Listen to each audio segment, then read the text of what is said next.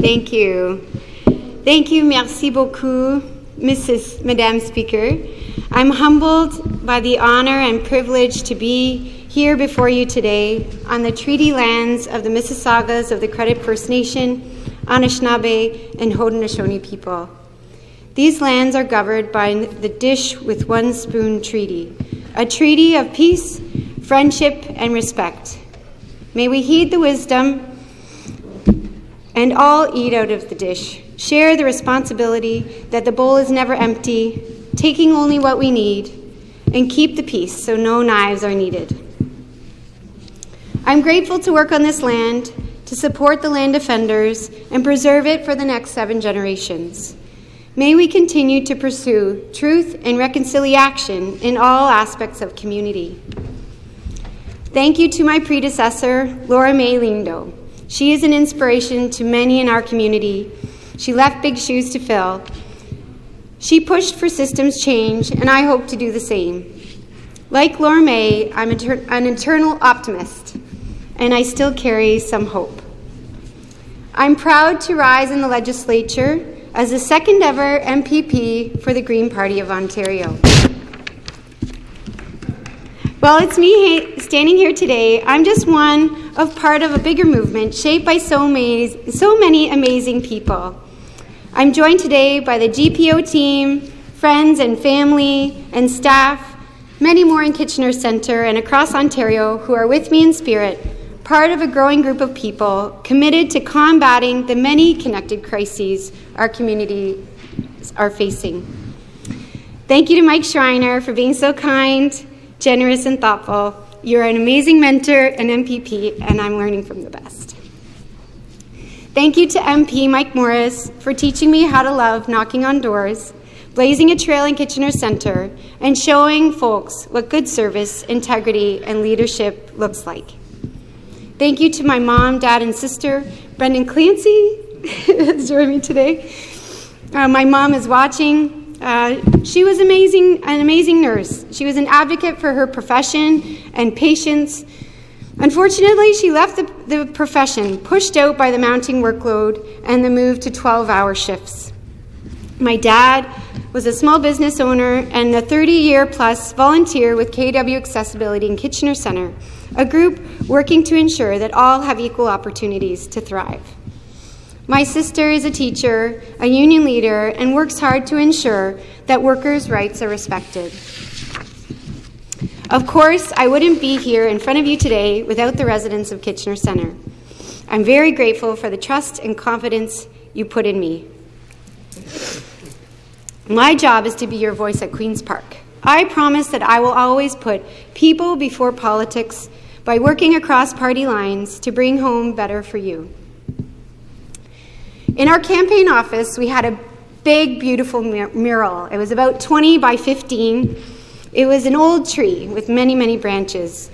On the twigs and branches, we put photos of community members who contributed to the campaign. Underneath the mural read a quote, "If you go fast, go alone. If you want to go far, go together." This became the compass of our office. When we go fast and when we go alone, we risk doing harm. In social worker, a field that I've practiced for 16 years, our motto is, first, do no harm. In Kitchener, in Ontario, and around the world, the systems we rely on every day are collapsing, and the harmful impacts are everywhere we look. In my riding, and I would say all ridings, people are finding it hard to get by. Just the other day, a woman came in, a woman with a developmental disability. She came to the office. She was crying, she was screaming, she was angry because for the first time in her life, although having deeply affordable housing, she didn't have enough to buy.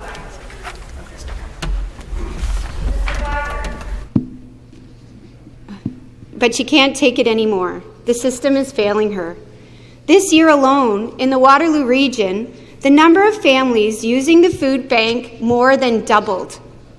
That's right, in 1 year, more than doubled. Why? Because food prices keep rising while grocery giants are raking in record profits. Last year, grocery giants made over $6 billion. Yet another record high, an 8% increase from the year before. That's money out of your pocket that you don't get back. While prices of necessities have gone up, Ontario Works has been frozen since 2018 at $733 a month. ODSP rates are at just over $1,300 a month. Let's take a moment to consider what would it be like to live off of $733 a month. We live in a world of monopolies. The lack of competition in almost every sector means people are paying more than ever to survive. More on cell phone bills, more on rent, more on groceries, more on transportation. Not only that, but they're galvanizing the attention and motivation of our children, these tech companies that steal the attention and motivation of our kids. The gouging has to stop. Just the other day, I was walking through Victoria Park, and I struck up a conversation with a group of students who moved to Kitchener from Brazil. They shared that they were barely surviving right now, despite having great degrees, credentials, and jobs, because they can't find an affordable place to rent. And I talked to a lot of young people who've lost hope of ever owning a home. Meanwhile, investors and pension plans continue to increase their investments. In Kitchener-Waterloo, the average home price has increased over 159% in the past 10 years. Last year alone, Kitchener rents were up 6.5%. All across Ontario, homeless encampments are a new reality, and our communities can't keep up with the needs of those who've been displaced from their homes. There's an encampment in Kitchener that's 2 blocks from my home.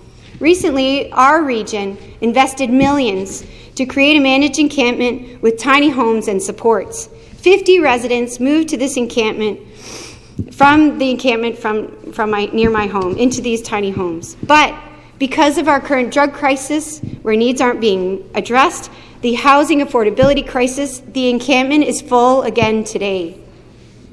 The number of people experiencing chronic homelessness in the Waterloo region has grown by 129% since the beginning of 2020. I talked to folks who've lived in Kitchener their whole lives. They say they've never seen this before. It's never been so bad. And we're on track to triple by 2028 unless urgent action is taken. Meanwhile, our affordable housing stock is being bought en masse and turned into luxury condos by real estate investment trusts. This is not just a problem in Kitchener. In Canada, for every new affordable home that we build, we lose 15 in the private sector. We are hemorrhaging affordable housing every year. Housing has become a commodity when it should be a human right. These factors that are causing the cost of living and housing crises, corporate greed, and lack of regulation, are also the biggest causes of climate change. I became involved in the climate movement as a mom who wanted to do what I could to take action against the escalating crisis. I started volunteering with Citizen Climate Lobby and also answering phones for Mike Morris's 2019 campaign. I got involved because I'm grieving for my kids, for my grandkids, or the babies being born today. They won't know what it's like to skate on an outdoor rink or pond, or ski through a bush, or even slide down a hill at a local park. I think we've all experienced this winter. It's unprecedented. They're also spending time inside in the summertime. Why? Because of wildfire smoke and extreme heat that makes it dangerous to be outside. Imagine children spending their summers indoors. Recently, Ontario's Climate Change and Impact Assessment concluded that if we don't take action to curb carbon emissions, Ontario will face 55 to 60 days of extreme heat by 2080. I talked to an elderly man who goes without food and shops at our local tiny home takeout for free so that he can pay for an air conditioner to survive. Others on OW in his building don't have that luxury. Yet, oil and gas companies who've known for decades that their products are killing our planet continue to ramp up pollution and rake in record profits. That's 18 cents a litre that you don't get back. It lands in their pockets. Canada's 5 biggest oil and gas companies saw profits of $38.3 billion in 2022. That's more than double the year before. Another double. The wrong kind of double. Meanwhile, the cost of climate change, wetter, warmer, and wilder weather has been rising for decades. The Ontario Financial Accountability Office has estimated that climate change will add $4.1 billion a year over the rest of the century to the cost of maintaining our public infrastructure. It's time to adapt. Who will pay for this in the end? Who inherits the debt left by corporate greed? My children, our children. Future generations will pay. Our home will pay. And all those who live on it will pay. We live on the only planet that's suited to us, and there is no planet B. So yes, while there are many challenges, but in Kitchener Centre, so many of us are going farther by going together. As our mayor, Barry Verbenovich, says, we're barn raisers. We come together when someone is in need. There are so many people in my community who inspire me every day to push for more and for better. People like my friend Nadine Green, one of the founders of A Better Tent City, a place with tiny homes and great community. One night, she was sitting in her car when there was extreme cold. She decided to welcome unhoused folks into her variety store overnight. She didn't want them to die. She didn't want them to be left out in the cold. This became a habit, and she was evicted from her store. But she partnered with Ron Doyle and other community leaders to create A Better Tent City. They've built 50 tiny homes and have a place to live for 65. They live in a warm community filled with dignity. She's joined by many others who work to provide homes for those who need them, including the Working Centre, Indwell, Shift, House of Friendship, YWCA, Women's Crisis Services, Luther Wood, Union Co-op, One Roof, and many more. My riding is also home to Peter Jola, an ethnocultural community leader working hard to ensure that no community member is left behind. He came to Kitchener 30 years ago, fleeing violence in South Sudan, after he and his daughter were offered a flight from Irish dignitaries. Since then, he's helped his community members settle here and find a new home. We have a lot to learn from Peter and others who see the world like he does. They empathize with others, struggling with mental health, addictions, poverty, disability, religious, and racial oppression. I'm grateful to CORIG, a committee I was on for many years, Compass, YMCA, Reception House, Multicultural Centers, Sanctuary, Immigration Partnership, and so many other organizations serving newcomers in Kitchener for decades. I'm inspired also by our tenant groups, housing advocates who are coming together to ensure no one is left behind when community members are facing rent evictions by bad-acting landlords. They've been organizing services from Social Development Centre, Acorn, to make sure no one is left behind, including our Lived Experience Working Group. Hello, Shar. They want to be sure that no one is kicked out of their home. They serve as a reminder the best way to eradicate homelessness is to prevent someone from becoming homeless. It's leaders like this who've shaped a legacy that I hope to leave behind in this house. Over the next few years, I will lead with an open heart and an open mind. As a business grad, I hope to ensure that we make good fiscal decisions, not two-year gains with long-term pains. As a former school social worker, my greatest tool is my empathy. I will hold people's experiences with reverence. Whether they're a parent whose child dropped out of school, or they're caring for an aging loved one, or someone with a disability, whether they're facing toxic hate in our community or online, whether they're a small business owner trying to stay afloat. I hope to enter this chamber and to every interaction with humility and compassion, and sometimes a joke. I'm Irish. As a former city councillor, I call on us to govern with good process. Our Waterloo Regional Chair, Karen Redmond, once said, "You measure what you value, and you change what you measure." I hope to push for all of us to make decisions backed by data, not fear, and step into those required changes when we encounter them. As a mother, I'm determined. I'm not just thinking of the next election cycle. I'm here for the next 7 generations to come. I'm anxious and worried about my children's future. I can tuck them in, I can buy them groceries, but I can't look them in the eye right now and say they'll have a better future than I did. That's not okay. So I will hustle to protect water, food, air, and climate for all of the generations to come after us. I pledge to Kitchener Centre not to talk at you, but to listen. I'm not your leader. I'm your neighbour who will sit with you in a circle and carry the responsibilities you've entrusted me with honor.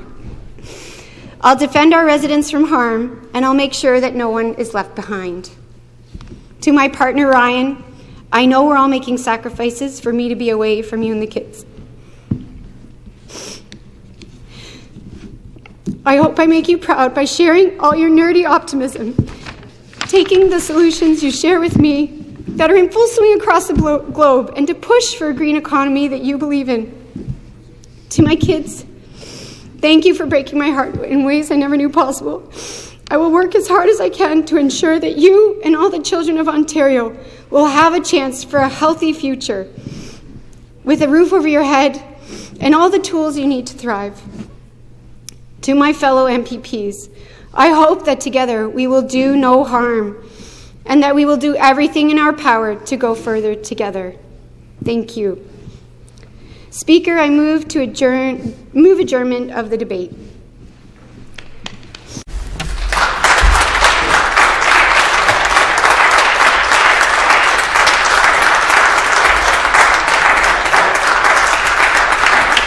The member for Kitchener Centre has moved the adjournment of the debate. Is it the pleasure of the House that the motion carry?